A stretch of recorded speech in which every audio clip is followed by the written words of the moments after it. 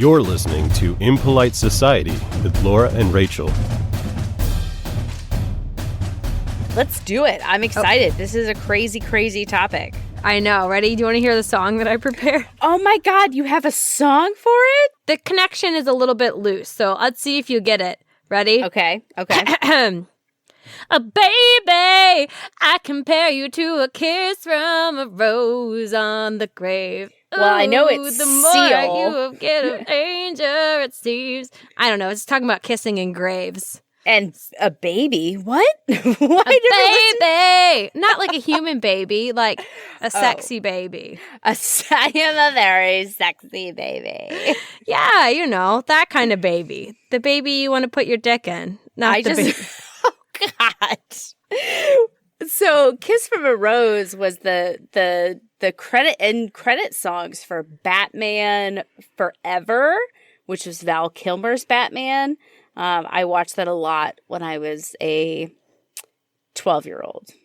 Oh, yeah. Can't say I've ever seen it, but... Yeah, you're not missing much. It probably shapes your opinion. Well, I picked this one because it's got a little romance, got a little death, and romance. I mean, that's what we're going to be That's... talking about today. We're getting kind of freaky, we're getting kind of fun, and we're getting kind of sexy. But before we get into all that funness, let's say what show that you're listening to. Oh, I guess that's important. You are listening to Impolite Society. We have a very impolite topic for you today. I don't think many people talk about this, so this is a fun one. Good call, Rachel. Oh, thank you. Yes. So we ask the questions that you're too afraid to, or the questions that would not fly in polite society, and then dig into it through research and then our own experiences, and of course, some philosophizing, some musings, as we call it, because that's where we really excel.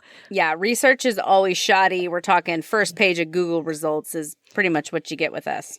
Exactly. So if you want to in-depth talking to sources, that's not us. But we have fun, and we bring up topics you might not have heard of or might be hearing about on other podcasts, because I did a search for my research today, and I didn't come up with very much. Let's just say that.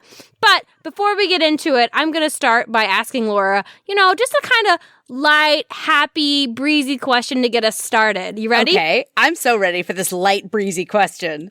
Would you care if somebody had sex with your dead body? My initial reaction is yes, I would have a problem with that.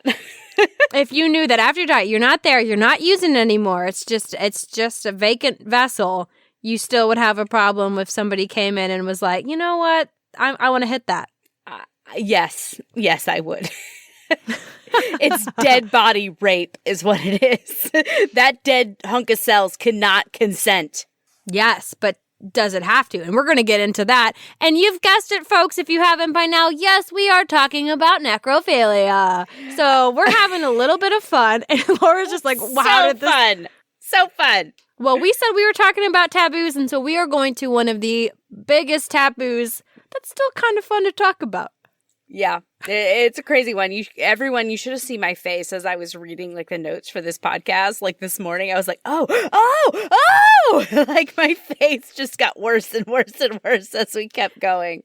Yeah, it's not happy fun times. I mean, for some people, I guess. But I woke up early to do this research, so nothing like a healthy dose of necrophilia in the morning. Good morning. Yep. But this leads me to my big impolite question for today. Is necrophilia a victimless crime? I have opinions on this, and I'm going to say no, it is not a victimless crime. That's my hard line in the stands. The sand. Oh, wow. I'm so glad you took a very controversial stance today. That's what we're all about here on Impolite Society, is controversial stances. Taking the controversial stances. I feel like things that we have also taken a hard line on are pedophilia, racism, kicking your dog. Yeah. Those are all no-nos. Yeah. These are the hard lines in the sand that we draw here. Which, and that's funny. I had to phrase it like that because we were supposed to ask each other questions. But I know a lot of times I kind of take the counterpoint on this, and I like try to argue with you, but this one was hard. I'm not going to try to argue anything. I'm just going to tell you about necrophilia, right? And there's a lot of stuff to unpack. Apparently, I did not realize how many dimensions there were. Oh, yeah. You give something as complex as human and then add in something even more complex as sexuality, and you're going to get a lot of variables thrown in there. And that was kind of my main takeaway from doing this research is just like humans are such complex social animals that when some of those wires aren't synced up right, you get people, I think this was a quote, baking their bread in a cold oven was a quote from something, an author or somebody who had sex with his dead wife. I'm just going to say you get a bunch of fucking weirdos. That's... Yeah, normally I'm like, don't yuck someone's yum, but woof. Okay, so let's get into the research. So we've said necrophilia and we've hinted at what it is. If you're sitting there going, I don't know I'm not catching on. If you don't know what it is, it literally means somebody who wants to get down with somebody who's about to be put in the ground or pulled out of the ground. I like to rhyme where I can. And actually, and it's not a new phenomenon. It's the name itself is Greek. It comes from ancient Greece, and it means corpse love. So somebody who loves the corpse. Let me just say, this just comes to mind. It's like, we think that we're at the modern society. Oh, we're so corrupt and we're so sick, like a bunch of sickos or weirdos, as my mom would say, or psychos. You know what I mean? Like, this word has been around as long as apparently the Greeks. Yeah. So just people are people are people are people all throughout time. And all the different people are weirdos. All the different kinds of people all want to put their dick in something different, right? Some people want to put it in something normal. Some people... Actually, I'm going to say it's not normal to want to have sex with a dead body. It's categorized as a dysfunction, a sexual dysfunction. So don't get mad at us. Don't at us. Yeah. Come at the scientists and the psychologists. You know what? If anyone in necrophiliacs want to come at me, I will fight them. And they won't know what to do. T. All you'll have to do is say, I reject you. And then they'll cry home. But we'll get to that later. So, when you look up necrophilia stuff, which is best to do in incognito mode, I don't know what kind of ads I'm going to be getting. Oh, God. When you look it up, there's kind of two distinctions, right? It's very closely tied to crime, right? So I'm not going to talk about the murder side of it so much just because I feel like that's its own conversation and its own thing. And there's enough necrophilia, there's enough corpse love on its own that we can just dig into all of that goodness. Loveliness. Gooey loveliness. That was my first thought. I mean, when you think of necrophilia, you think about all those serial killers, right? That just love to get down on some dead bodies. I listened to a podcast that I really like that has... They do a lot of different topics, but every couple weeks they'll dip into a true crime, thing. But I like it because it has just a variety of topics. They talk about political stuff and then, social stuff and then also true crime. So I just like that about it. But necrophilia is a common comeuppance on the true crime side. Yes, definitely. And I feel like that's a little different than when I think of necrophilia because that's part of the act of murdering and mutilating, which we will get into a little bit. We're not going to dig into details around, but I consider that all one thing, right? That's all that's all just a murder and somebody enacting that kind of stuff. But well, because murder is the capital crime there, right? You're not like, oh my God, he had sex with a dead body. You're more like, oh my God, he fucking killed this person. Yes. You know what I mean? And that's what it comes down to. So we're not going to talk about that so much, but more just about people who have the fascination or desire to sleep with the dead body. So we said it's happened as far back as Greek mythology, but it's also popped up in South America, Greco-Roman period, the Middle Ages, and of course, the modern era. There's stories as 2000, there's this horrific guy, and he just grave robbed, so I don't know how horrific he is, but he had like a bunch of human dolls he made, and this woman found these bones, or she dug up these bones, and she was using them to pleasure herself. It's interesting. It's interesting. It ranges all these times. Everyone. Yes. Faces. I know. Too bad it's not a visual medium, because it would really. just be an hour and 15 minutes of Laura and I going, ooh. So yeah, they could span time, location. They're everywhere. The one thing that they do have in common is that the vast majority of them are men. According to a study or research published in the Bulletin of American Academy of Psychiatric and Law, there seems to be more to that title, but it must have got cut off. But according to the study, there are 95% of necrophiliacs, which is what a necrophilia person is called. 95% of them are men. I'm surprised it's that low. I would have thought of it as like 99% men. You know?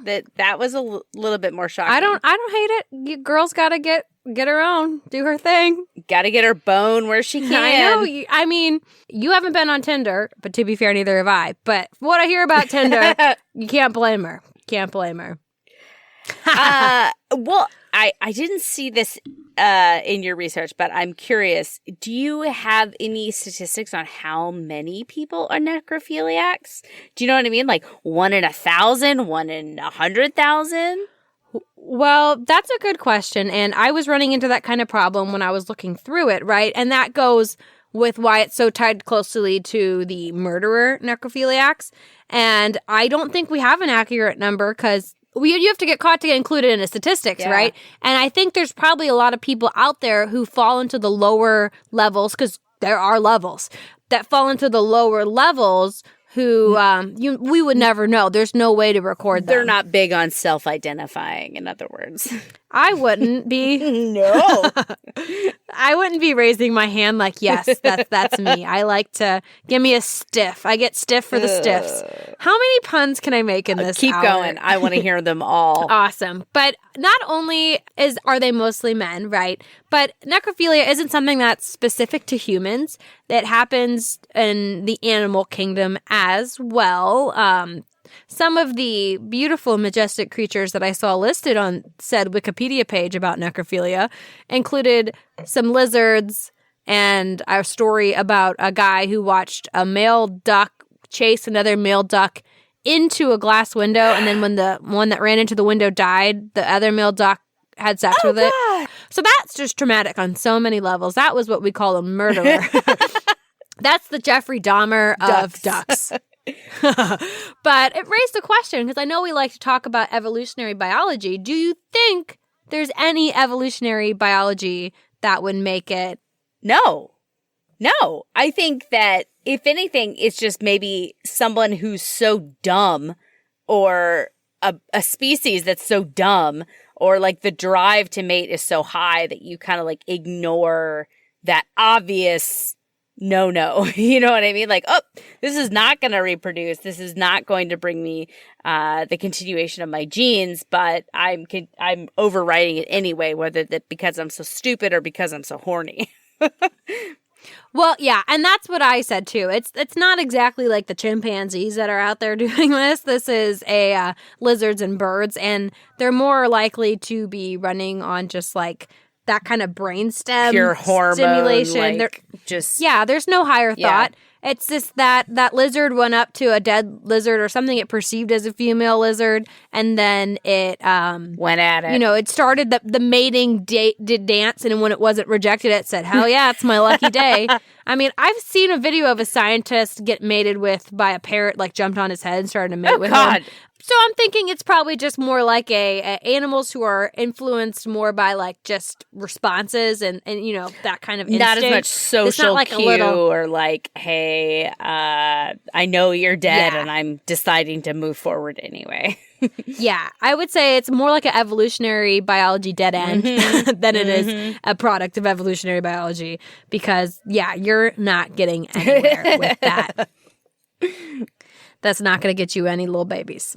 Maybe Casper babies, but maybe some zombie babies. Have you guys seen Dawn of the Dead, the new one, where the girl is turned into a zombie? She's pregnant, and then the baby is a zombie. Ugh, it's very upsetting. Yes, Laura, I have seen No, that. you haven't. I haven't. I haven't seen shit. You know this. And that seems ridiculous because the baby is going to be a baby. It's not going to grow up. It's a baby. It's going to be a one baby zombie forever. Well, they kill it immediately. That makes sense. I don't know. Who was helping the zombie give birth? The zombie midwives? No, the human and like crazy, whacked out of his mind human father who's like, no, this is my baby. It's all fucked up, all right? It's a Romero film. It's super fucked up. Well, I'm glad it made an appearance on the podcast today. You're welcome. You're welcome.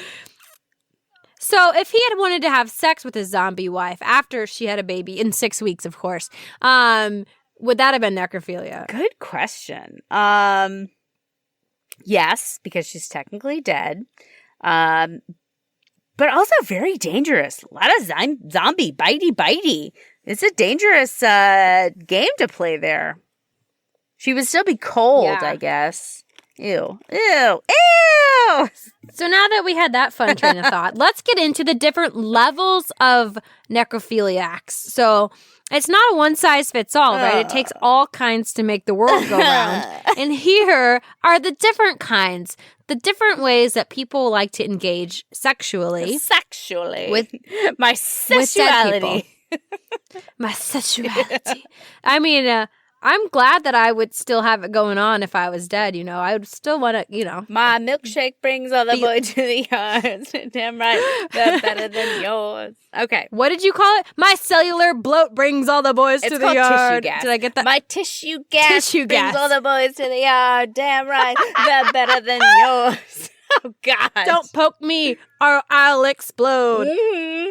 I heard this story, not from anybody that I worked with, but on a podcast that one of the people that I listened to, he was also in the funeral service, that he went to go pick up a woman who had extreme tissue gas from sitting in a hot house for 24 hours, and her skin just just slipped off of her.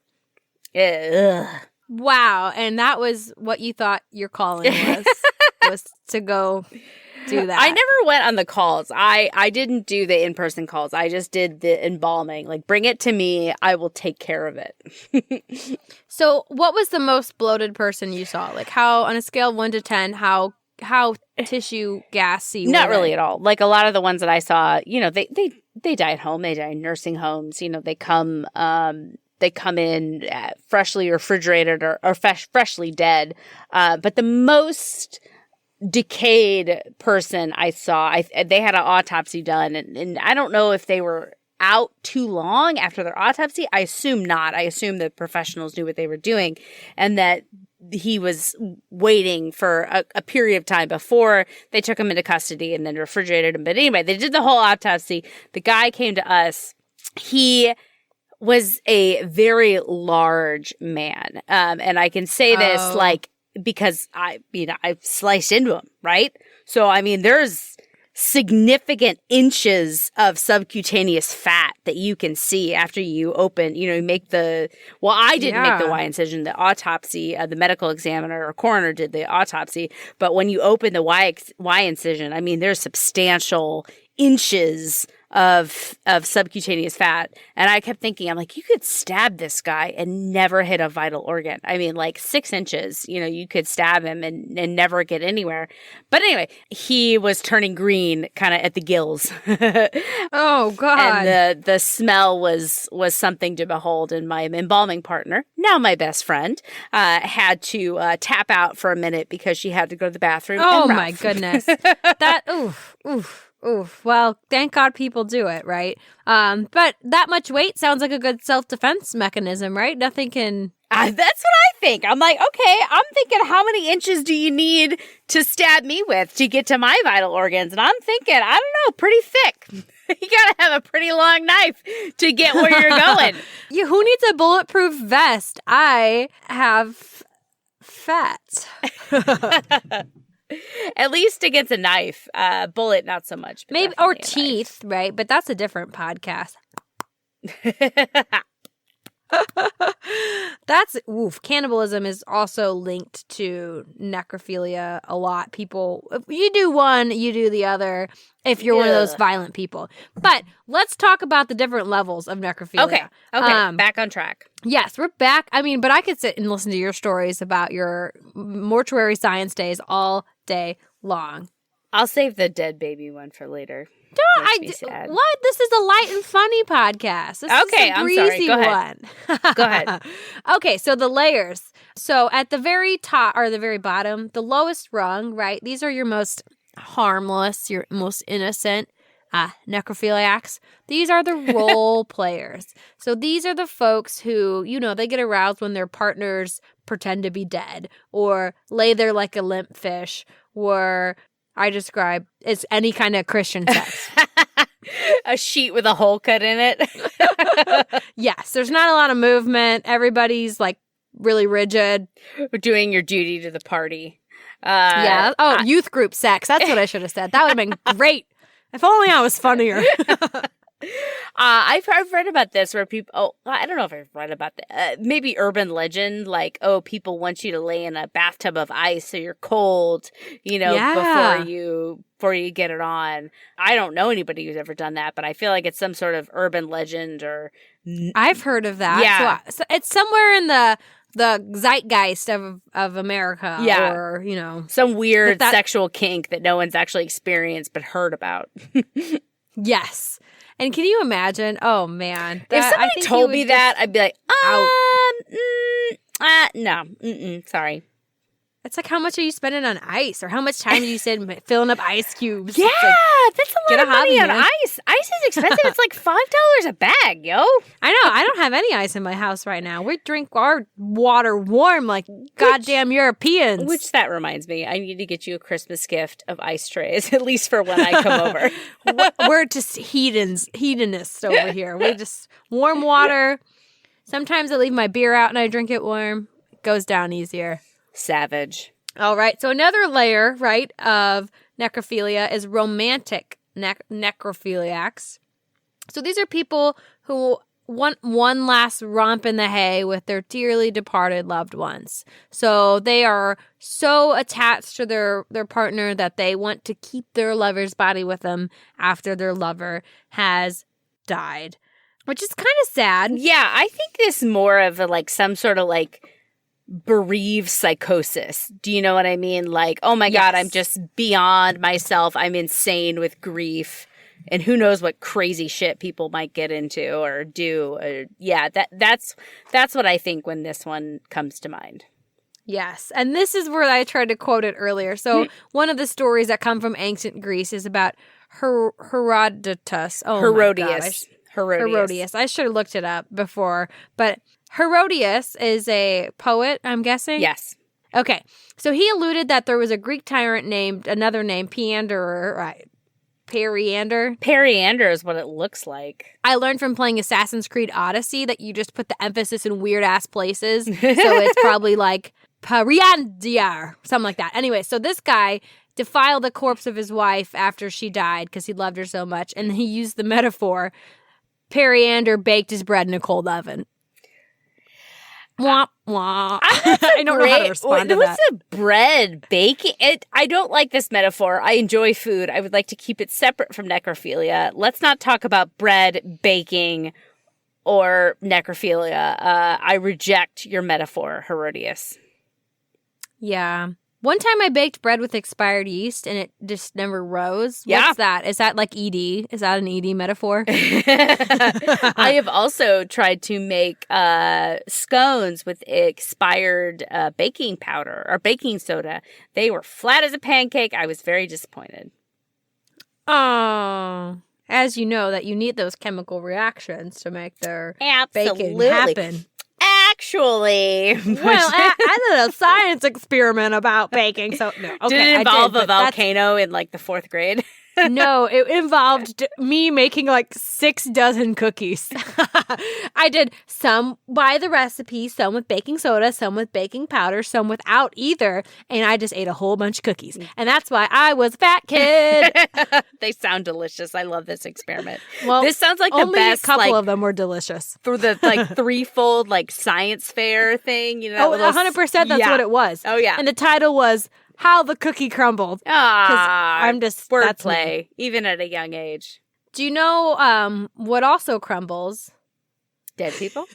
Yes, the feeling of dead people, which is another kind of necrophiliac, tactical necrophiliac. So people who are aroused by the touch or stroking of a corpse, and they don't actually have sex with it. They just want to do some heavy petting. I feel like that's just the first stage. Do you know what I mean? I feel like not a lot of people hover here on tactile necrophilia. I feel like this is just step 1. You know what I mean?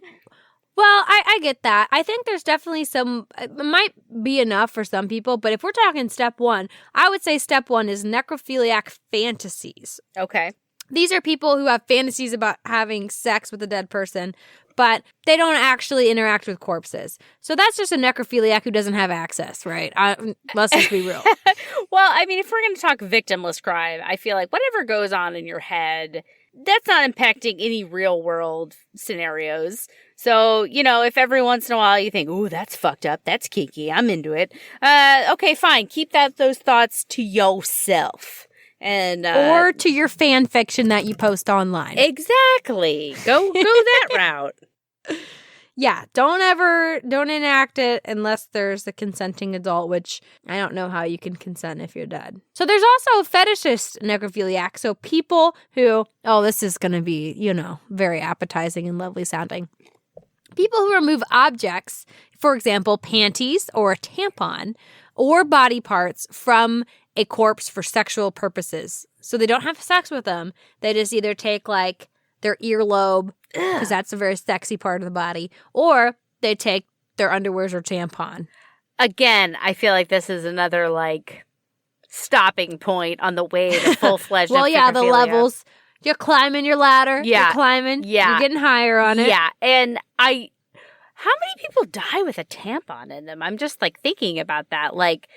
Because, most people who die are generally older. And what are the odds of a woman, of menstruating age dying at the moment she has a tampon in? That's an interesting thought that I don't really want to go down that road. And when and if I die, when I die, and if I die. If I die. Nope, Laura's the one human that's going to live forever. She is eternal. She'll be doing Impolite Society 10,000 years from now. And he'll be what's a necrophiliac that does a podcast with a dead body? Because that's me. Over here. I'm dead. Okay. When I die, and if I die prematurely before my, fantasizing about my 90-year-old death in bed when I'm sleeping and no longer menstruating, I hope that I don't die with a tampon in me. I don't know why, but that was my first thought. I don't know. It's a sad thought, man. It is. I don't know why, but it is. Or do they just leave it in there? Or you were mortuary science. Was that part of the curriculum? I've never. If you find it. No, that was never. Were you supposed to investigate that situation either, or no? No, that was never part of their curriculum. To be fair, I did not finish my last semester, but my best friend did, and I don't remember a conversation about tampons. I have heard stories, though this was never taught, but again, I did leave one semester short, about some mortuaries do plug up the anus before so you don't poop viewing. At your funeral? Yeah, but the ones, the funeral homes that I were at, they never did that. That was not common practice. So maybe when you're putting in your rectum barrier, you're also checking for tampons. I don't know. We never fiddled with that area. The closest that I ever got was, getting to the, what's the artery? Femoral artery, was getting to the femoral artery in your upper thigh. That was the closest I ever got to that. And then also being trained on how to take out a catheter. Oh, okay. Dead bodies that come from the hospital will often have a catheter. So, but if you were ever getting into that artery and you were moving stuff around and you saw like a little string hanging out of a woman, would you have been like, let me get that out for you, girl? Like, you don't need to take that. I don't even know what I would have done. I would have been like, don't need that in the afterlife. I would have gone to the director like, help me. I don't know what to do. Get it out of there. Yeah, eye of the needle and whatnot and camels and tampons. You can't fit them through, so she doesn't need it in the afterlife. Get it out of there. I think the eye of the needle and the camel have to do with wealth and not And tampons. worldly possession. Yeah, not tampons. Though I guess tampon could be considered a worldly possession because I am Either thankful way. I have them. Not a way, and they should be free, and not a way that I would want to go and meet Peter at the pearly gates with your rotten tampon, your leaking tampon at the pearly gates. Oh God. Your little white angel gown. Like, I'm sorry, Peter. Is there a ladies' room I could go to? The next one is another big word. It's a necromutilomaniacs. So say that 5 times real fast. Necromutilomaniacs. I'm only going to say it once. Yeah, you don't want to say it any more than that. They might show up like Beetlejuice. These are people who derive pleasure from mutilating a corpse while masturbating without actually having sex with the corpse. So again, this is very like closely tied in with murderers, the people who actually seek out a person and kill them to be able to enact these kind of things on. Yeah, I feel like this is not a ring like on the ladder to true necrophilia. You know, we're talking about its own spring. Yeah, the role players, the fantasizers, the fetishistic. I feel like this is its own. Yeah, this is its own thing for sure. Definitely. And then if we're going to talk back about that ladder, though, I think kind of the next rung as we're working our way up from fantasizing to role playing to touching to taking objects. The next one is an opportunistic necrophiliac. So these are people, well, maybe I guess I should read the definition before I start speculating. These are people who don't normally want to have sex with a dead person, but they take an opportunity when it arises. I mean, like, how could you pass that up, right? But apparently this is something that's been in people's head for so long because in ancient Egypt, the dressers of the body would actually let beautiful women decay for 3 to 4 days before giving them to the embalmers because they didn't want the embalmers to get any ideas about these beautiful women that are laying on their slabs. Ugh. I mean, I feel like this has got to come from... I don't know if this is right or not. My first thought is this has to come from some super repressed ass cultures to be like, oh, this person's dead, but she looks fresh and I can pretend that she's alive. Gah. I guess that's my first thought of an opportunity. If somebody would see this as an opportunity, they've got to be really fucking repressed. Yeah, or just like not getting it anywhere else, or just very spiteful against the opposite gender or the gender that they want to have sex with. Because I feel like you have to get past a breaking point to be like, oh, well, fuck all the living bones of this gender that I prefer. I'll just take this dead person because they happen to be there. That's definitely broken. I agree. Yes. I like eating. You and I like eating. We talk about that all the time. Give me a sandwich, like right now. But I love to eat, but if I had saw like a moldy sandwich or a sandwich on the ground, I wouldn't eat the sandwich, you know? Same. I would not eat a moldy sandwich or a sandwich on the ground. However, it still looks like a sandwich. It smells like a sandwich. I don't know. But it's not a sandwich I would eat. I've got some pretty shameful tales about food that I'm not sure that I'm ready to share. Pause. Are we pausing for real? No, I'm just like, I'm not going to share that one. I'm going to keep that one. I'm going to keep that one in my back pocket for future episodes about one of my most shameful food stories. Anyhoodle. Yeah, I've got a lot of shameful food stories, but none of them... I got a good one too. I can't wait for that episode. We're getting really off track. Where was my train of thought here? Would you eat the sandwich? I would not eat a moldy sandwich or the sandwich on the ground. However, I may have taken something I have freshly thrown out of the trash and, it's sitting on the top all nice. You haven't seen that Seinfeld episode where George eats the eclair that's just sitting right on top of... I think I've taken food out from other people, that other people have thrown away. Like if it's a bunch of it together. You don't take the one that's on the bottom? No. Oh my God. This is not... I mean, related to necrophilia, right? So, like, it's This is vulnerability corner Yeah. right here. Let's talk about our worst moments. So the episode of Seinfeld, like, George is at some party and there's just like a fresh eclair. Like, you know, I think it's with his fiance's family. So there's not like a bunch of weirdos. You don't know where the hell their mouth has been. And there's just like a perfect eclair just like sitting right on top. And he's like, and he picks it up and eats it. And somebody comes in and it's like, oh God. And I'm like, I can see it. I will defend my position by saying a blue checkmarked celebrity known as Rebel Wilson had a Instagram story about like, hey, you want to get rid of your holiday treats? You dump them in the trash and then you take dish soap and you pour it on top of them so you can't come out and get it. And I'm like, yeah, I've used that trick before. So in relating to me to necrophiliacs, I guess I've been there. I don't know. That we're blowing the lid off this.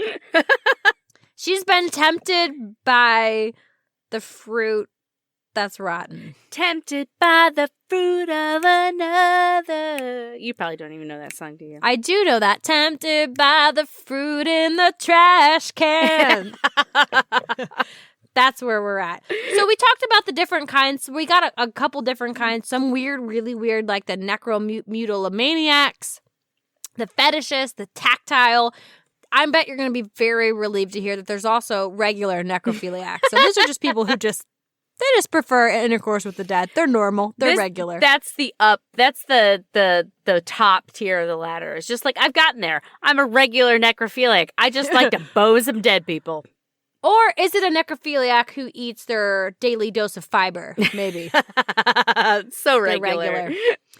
So then there's also the homicidal necrophiliacs, right? So these are the necrosadists. So these are people who murder someone in order to have sex with their dead body. So product killers, right? Ugh. More so like, I need a dead body, but I don't work in a morgue. I'm not going to 2 years at the community college. I just gotta, right now, get that person off the street, murder them dead, and then have sex with their neck stump. I feel like the sadism, the necrosadist, like the foreplay might be the actual killing, right? So it's not like I just want to have sex with a person and I have to create my own. It's like pleasure is incurred by the murder and the infliction of pain. Yes, definitely. And then as I unfurled the petals of the flower to learn about how this ties into... Don't talk about the beautiful flower in relation to the necrophiliacs. It's a wilted flower. Oh, the dead wilted rose flower. But the petals are just as soft. Anyway.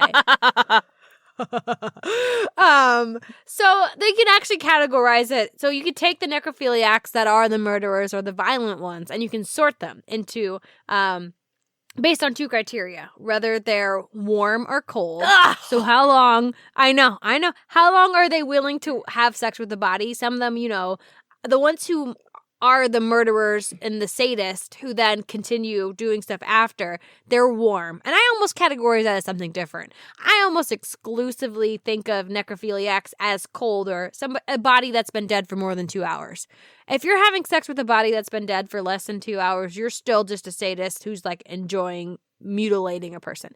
Anyways, I didn't want to get that heavy with it, but... Then there's also destructive and preservative, right? So people who, it depends on how they treat the body. Some keep them around and take care of them. One of the articles I read was about a case study, and this killer, it was a killer, would bathe them and take care of them and dress them, and even like tried to separate himself from the victim by saying like, I was pretending that somebody else killed them and I was just taking care of them. Which is all kinds of fucked up.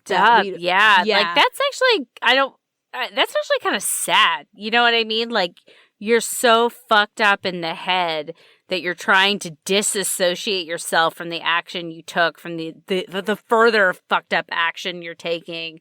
Oh my God. The amount of mental gymnastics that might take place in order to do that, I can't even imagine. Ugh, I don't want to imagine. It's somebody who's very, very broken. But then destructive are the people who they enjoying like taking apart the person, which is just like Jack the Ripper style. Yeah, well, I don't know. I don't know. I mean, he did that when they were alive-ish, so who knows? They? I don't know. I mean, I'm guessing. I don't know. I don't know, man. This is a true crime podcast. If you want that, go listen to the 1,000 other white women drinking wine talking about true crime.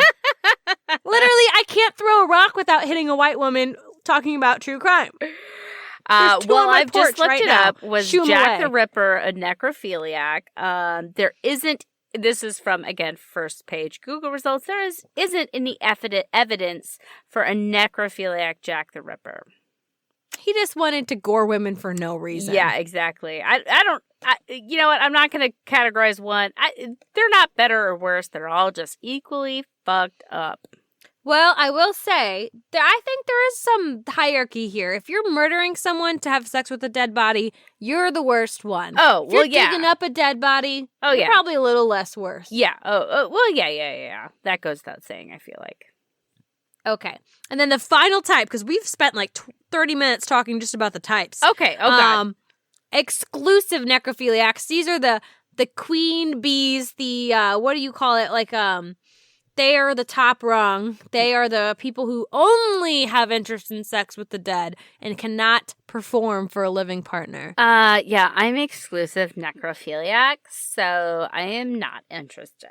Okay, so all these layers, these levels, all throughout history, it got me wondering, why the fuck does anybody want to have sex with a dead body? Of all the things to be having sex with. To go straight to dead bodies, I don't know. I wanted to understand what was causing it. Okay. And there was two major things I saw in my research.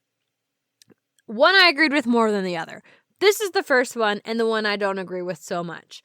So I saw several articles that talked about the sadomasochism of necrophilia, right? It's a sadistic act to have sex with a dead body because you are having complete control over another human, or should I say human-looking lump of cells. Yeah. You have complete control over them. They're completely helpless against you. You can do whatever you want with them. You also are completely dominant, right? And there's no part of this control that you can't have, right? So if you have somebody who's alive, their spirit, their mind, it could all be free. You can't control those pieces.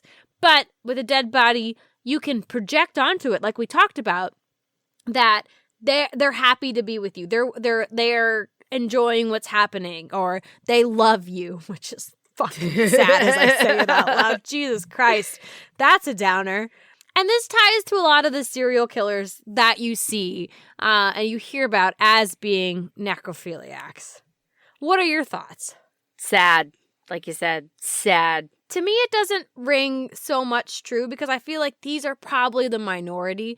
I mean, on my deep research to Wikipedia, I saw a long list of necrophiliacs, and a lot of them were serial murderers. And I feel like that's just because that's what's sexy. That's what gets your attention, right? But there's got to be tons of people that you never hear about who are never caught who fall into the more trying to get their partners to lay still when they have sex with them, or, fantasizing about it, these things that cross their minds. And in that case, I don't think it's sadistic or masochistic because you're not really inflicting pain. A dead body can't feel pain. Yeah. And that I feel like that's a major component. You want a reaction. You want the give and take, even though it's not like consensual. You want, or I guess it could be if you have certain things. I'm walking the PC line. People can engage in these kind of things. BDSM, right? The SM stands for sadomasochism. People can engage in it consentingly. But I would imagine all those dudes and women who are involved in that world don't want to be having sex with a dead body. And I feel like it gets them a bum rap because it's saying like, oh, this is just a part of BDSM, right? And it's like, no, it's vastly different. And they will tell you, I'm sure as well, that a dead body it's not the same as engaging with a living person. And I can't imagine it being the same enjoyment either for that. If you're into domination, like in order to dominate something, they have to be, of a semi-cognizant ability like that. I feel like in the BDSM world, that's got to be part of the thrill, right?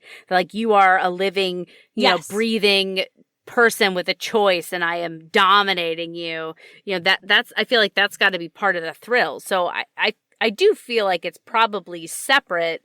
But, I mean, I think maybe this comes to that serial killer type of, like, it's what happens beforehand, right? Yes, where it's a continuation, where it's like a disgrace. And that was something I learned in my research today, that there was King Herod, I believe. So we're getting biblical, going back to that youth group. There was a woman who killed herself because she didn't want to marry him and be his, like, third wife. I believe she might actually be a saint. But anyways, after he killed her for not marry, or after she killed herself, she didn't want to marry him.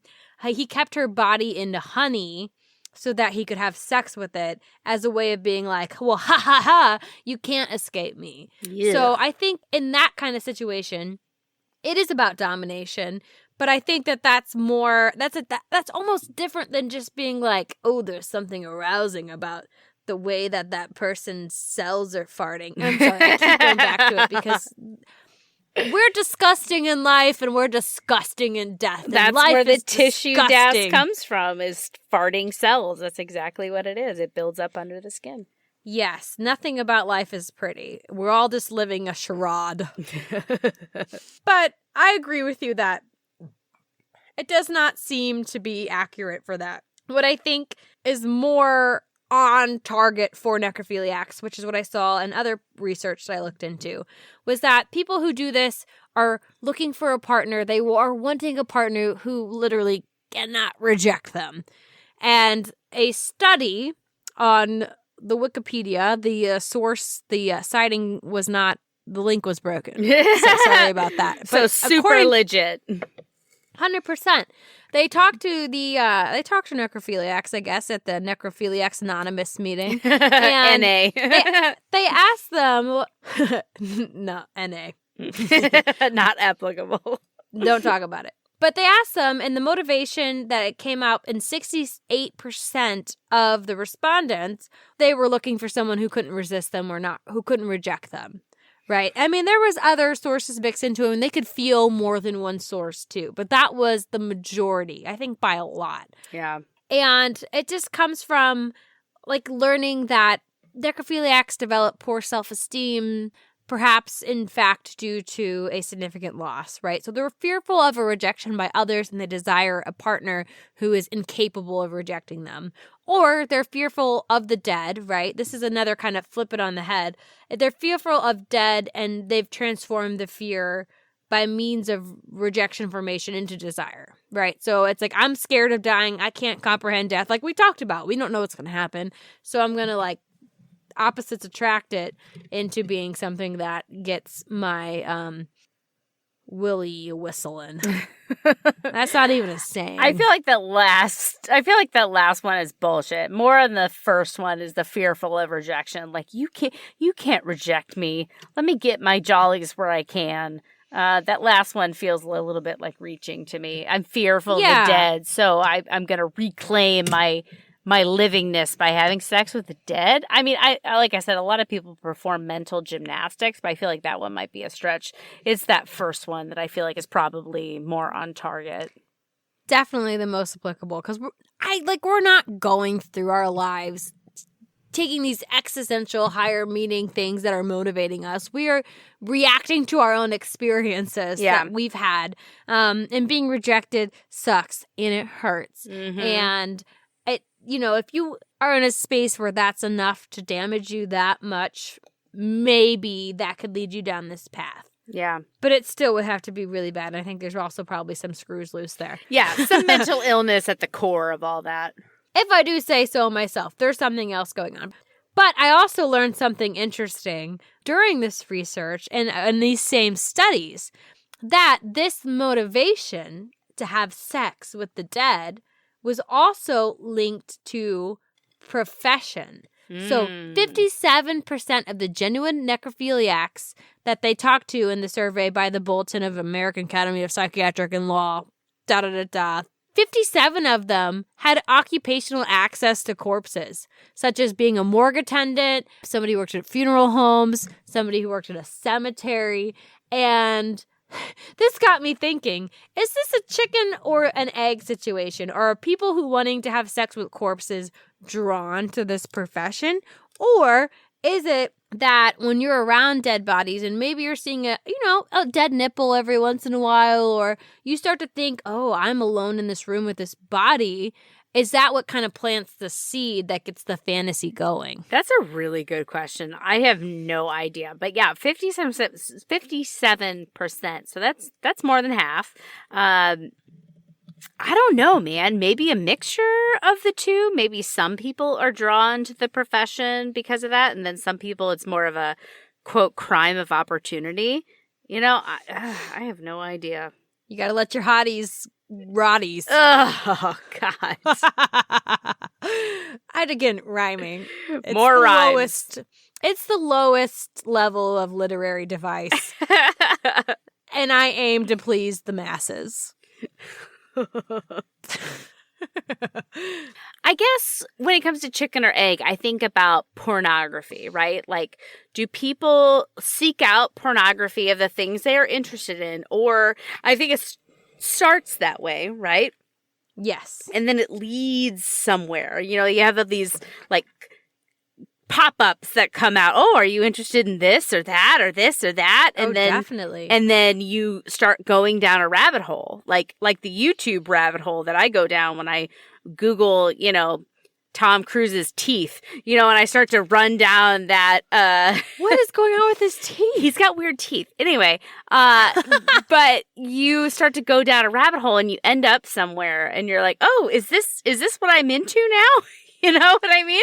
Like if you were to apply this to pornography. So I think there are some people who get into the profession because they want access, and the majority maybe just because they got those suggested videos on their YouTube. I don't know if like Pornhub is just suggested. I don't know. Necrophilia. I actually am not sure about the legality of any of that, but I will say that it is not a federal offense to have sex with a body. It's not. Know your state's rights, baby, but know your state laws before you engage in any necrophiliac activities. What does Missouri say? Do you know? It's a felony because we don't want you having sex with anybody. Male, female, animal, dead body. There's no sex. This is God's country. No sex.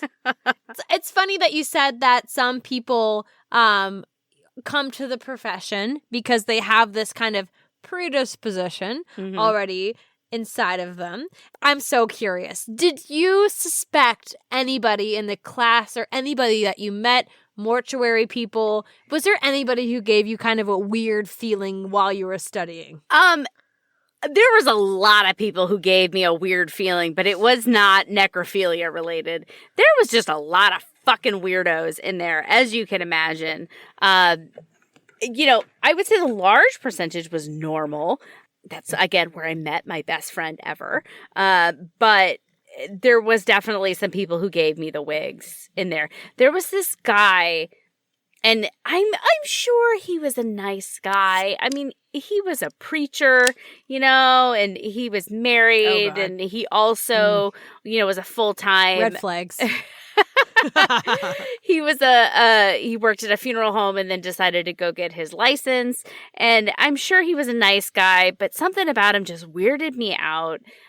He had those serial killer glasses, like the 1980s, ones with the arch in between. Isn't that like the Ted Bundy? Yeah. Is that the one who had those? I feel like a lot of people, if you look up. Not a true crime podcast. If you look him up, you'll find those serial killer glasses. He wore those in the daily. And I worked closely with him at the funeral home. And there was this thing that he would do. He would whistle. And it was only, I only saw him do it when there were when he was doing a particularly unpleasant task. And which makes you think that that was a coping mechanism. My logical brain says that's a coping mechanism. He would whistle as he did unpleasant things. But it was just unnerving. And there was just something about him that just gave me the wigs. And there were several people that were just awkward and strange. And not to mention what I thought was a semi-sadistic professor that ran the whole damn program. That guy was a piece of work. Well, they probably got off on and making the students' lives miserable. Oh, Maybe yeah. not so much diddling the bodies. Absolutely. That guy definitely got his jollies off making people miserable. Yeah, so nothing specifically related to necrophilia, but yeah, people definitely gave me the wigs. Just to clarify, it is the main man necrophiliac himself, Jeffrey Dahmer, who has the glasses, like is the quintessential glasses guy. Got it. So full circle, we're tying the knot there. Did they ever address it? Was there any kind of like, you might be, if you're feeling like you want to bone this body, No. call this helpline. No, that was never a part of the curriculum. It was never touched on, and not in a million years. I guess the closest thing, no, I don't even think this is close. But at one point, we did talk about like dressing a dead body appropriately. Our professor did tell a story about how there was a case study or a scenario. I don't remember if it was something that he experienced. But, at a funeral home, they wanted this woman dressed in like a negligee. And he's like, no, like you don't want to do that. You're going to get such a bad reputation. Like it doesn't matter if that's what the family wants. Like as a funeral home, as a business, we don't want the public to be, aghast at this and to see this woman laying in a casket in a negligee. Oh, that's fucking weird. Yeah. Do they also want her like her mouth open? Like, Oh God. But the middle ground they came to was like, okay, she's gonna wear like a camisole underneath and then wear the negligee like that. oh, so they just wanted like nipples out. Yeah. Okay, so here's an embalming question. Okay. Would you have to like do something to make the nipples erect, or would they just I don't remember. That's a good question. Thank you. I'm full of really astute questions about sexy dead bodies. Like I said, I think most of the bodies that we got were old, and I don't specifically remember breasts or nipples, but I'm thinking I would be concerned if you did. I would think I think I would have noticed if they were erect. So I'm pretty sure that they were flat and normal, and embalming did not like perk them up or anything, because that's it's not. I don't think it's just about it is about blood flow, and there is no blood flow when you're embalming. All you're doing is just replacing blood with embalming fluid, and so you're not engorging anything. You're doing like the normal capillary volume, So I don't remember nipple specifics, but my guess is going to be no. There will be no erect nipples. So you would probably want that if you're going to be wearing a negligee. Also, like, pull them up a little bit. Like, you're not cutting into them. Like, give it a little yank and a sew. And give it a lift. Make it look like I'm 20 again. Come on, I'm dead. Do me a favor. That would be hard, man. I mean, to even, like, hide that in, like, your armpits. I'm, like, looking at myself, like, trying to pull my boobs up, like, by the Hey, surgeons do it. Here. Surgeons do it. Yeah, I'm not embalmers are not surgeons. I can tell you that. Well, you don't have to be that good because it doesn't matter. They're already dead. Yeah, but you gotta hide the stitch at least, right? And that's hard to hide. I guess if you're wearing a negligee, there's not a lot of coverage. Exactly. Makeup. There's makeup. Okay, so we danced around this the whole conversation, right? Necrophilia, bodies, people, death. When it comes down to it, are dead bodies people, or are they inanimate objects? I don't think it's that clear cut. I think they're not one or the other, because they're definitely not people, right? I know. And I knew you were going to do that. That's the middle ground thing. So if you had to pick only two options, line in the sand that you got to draw earlier today, objects or people? People. Interesting. To be treated as people as best you can. That's if I were forced to choose, I'm going to err on the side of people. Which would mean necrophilia is a crime because you are forcing yourself on a person. No, I would say a dead body is not a person. A person is somebody who is living, who has agency. I would, if I had to draw, I drew the fucking line in the sand and now I got to abide by it. I would say object. But it's the meaning of the object to living people where the problem comes in, right? I think that, yeah, that's exactly where I drew my line as well. It's not so much what is there. It's the attachments that it has in the living world, right? Exactly. There are people who love that person it was, and this is the only thing that they have left. And I mean, I guess you could make that same object for object. Like, once a person is dead and gone and their body remains, it's their loved ones who decide what to do with it. So if we're talking about legally, in terms of agency and about rights, the family decides what to do with that person in death, right? Yeah. But I think we're driving towards the same thing, is that the value of a person's remains lie in the value of the people around them and what they attribute to the remains. But does a person's wishes supersede their family's desires after they've died? That might be a question for a different day. Yeah. I'm just trying to feed into my next question. Okay. Is, could we potentially have saved lives, right? So if, we agree that it's based on the people who are left behind, the survivors, and the value that they put on it, right? So, if we have a family heirloom ottoman or whatever, it's an object, but I don't want anybody fucking that object. Fair. Right? But if somebody could decide it in their will, or family could make the call, could we potentially save lives of the people that these necrophiles who are like committing murder? Could we save lives by giving them a dead body in a place of pulling people off the street? No, I do not believe that this is true, because again, back to my pornography analogy, are there many people who are like, oh man, I thought I wanted to have sex, but then I was just happy with watching other people have sex on videos? You know what I mean? Like, if you are driven to kill, because I think based on our types of necrophilia, there are levels or rungs, and I feel like not everyone who's attracted to a dead body is also going to commit murder to create a dead body. So the people who really want to kill somebody, this is not going to scratch their itch, so to speak, that they will still make their way to it, Yeah, that's 100% fair, and I agree with that. And I was thinking that through as we talked about the rungs, that there is, I think, a divider between the people who just want to have sex with a dead body and a person who's going to kill somebody and mutilate them and do all this horrible stuff to them.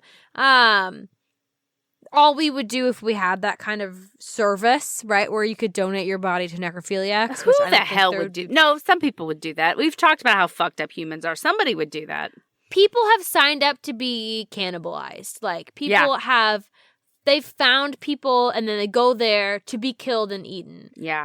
What the fuck? Like, what kind of sexual gratification could you get out of that? In death. Like, who knows? It's insane, and it makes your stomach churn. Yeah. Anyways, yeah, so somebody might sign up for it. But anyways, those people, if we gave them a dead body to have their way with, all we would be doing is saving them some cardio from digging up their own dead bodies. Which is completely agree.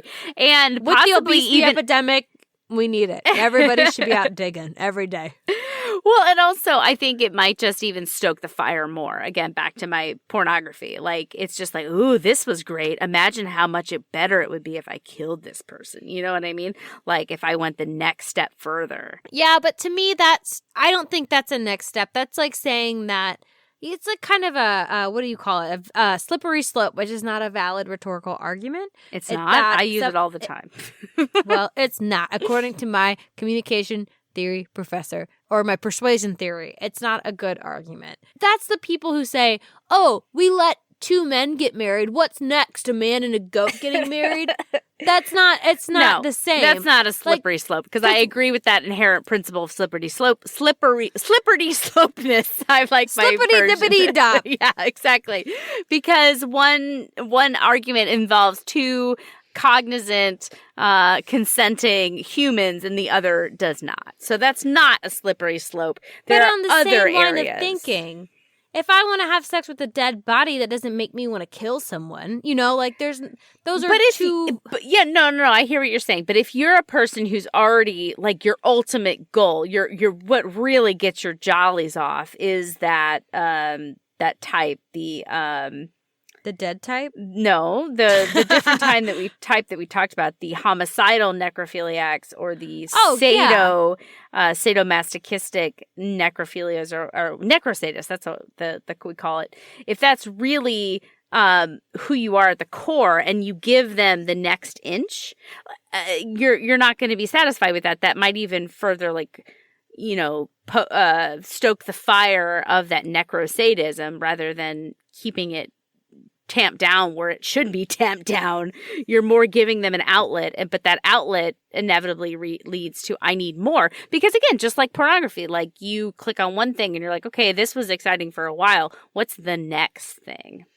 Yeah, but that's not a slippery slope as in like if I see some horrific pornography, it's not like I set out to see that. It's just the novelty seeking. And I think if we said that there's a difference between people who will kill to have sex with a dead body and people who just want to have sex with dead bodies, I don't think that giving, and I think the majority, as we pointed out, is just people who can't say no to them, right? If you give them a dead body, I don't think it's going to escalate to the point where they're killing people. Okay. I think that it's going to escalate to the point that they might be digging up bodies, right? Okay. But their thing isn't killing people; it's having sex with dead people. People who are already dead. Fine. But why do I want to give my body to that person to have sex? Fuck you. You can go do something else. I shouldn't give you my body, or my family shouldn't give you my body just because you can come the way you want you to come. Go fuck off. Go do whatever you want to do. It's kind of a moot point because it's like, who the fuck would do that except for people who have like interesting kinks that they just want to explore in the afterlife? Question mark? Who knows? Yeah. But yes. No, I don't think anybody would do that. And we went down a weird rabbit hole of how this would escalate. The moral of the story is necrophilia a victimless crime? Not to the body, the dead person, but to the people who don't want their loved one being fucked. Yeah. As much as it took an hour conversation to get here, or an hour plus conversation to get here, nobody wants their grandma or their parents. Okay, I'm going to say grandma because it's mostly men. Sorry, men. Mm-hmm. You wanted your moment 95%. In the sun. 95%. Yeah, this is it. This is it. What about men? You're necrophiliacs. Anyways, my grandma or my mom or my great aunt or whatever, like, I don't want them defiled. Yes, their body or their memory. And those are so closely tied together. Exactly. So, no, I don't think it is a victimless crime. I think that, okay, so best case scenario, you have ascended this world into heaven or into the afterlife of some kind, and you don't necessarily care what's going on down below, right? You're I'm above paradise, all that now. Get fucked, you stupid suffering people.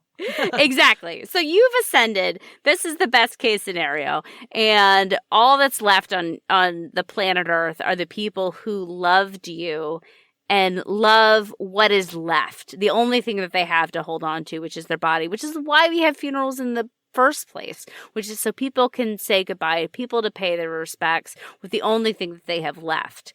Because everyone in this world is loved. Nobody wants their loved one to have their remains defiled by some stranger who just wants to get their kinks off. Yep, I think that's about all there is to say on that, honestly. But also, like, if you feel you want to have sex with a dead body, I'm not a psychologist, I'm not a professional, but you should probably talk to somebody who is, because something is wrong. Yes, something has gone haywire. And this is what led me down, because, like, looking at the animals who have sex with dead animals and then the people who do, it's not even in the same ballpark, because the animals is just they're going through their natural process, and it just happens to accidentally, it's a mistake, it's a whoopsie. It ran into a dead body. Yeah, and it was like, oh, okay. But with humans, it's so much more complex than that, because we are social animals, and it's just like, it's incredible. Humans always amaze me as a species, like what we do, how we interact.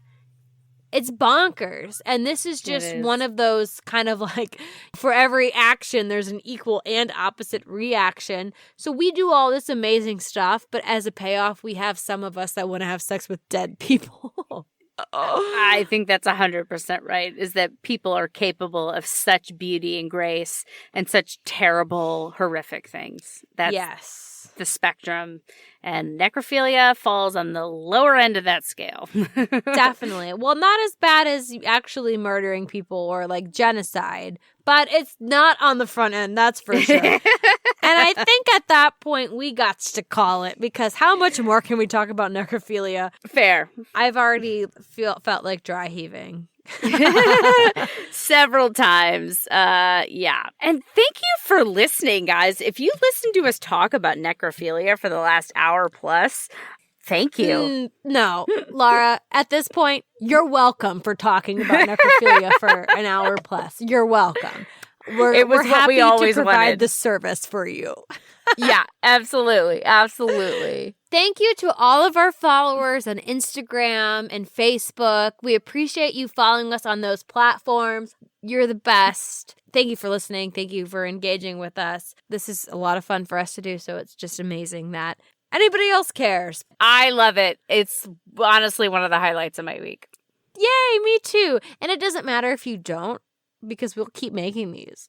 It doesn't matter. We'll keep doing it. Until somebody finds us. Until then, keep your legs crossed in your casket. What's that? I think I hear the drums. Oh, is that them? I feel like they've been playing for a No! while. This was quality content. Okay, we're done. Bye. Bye.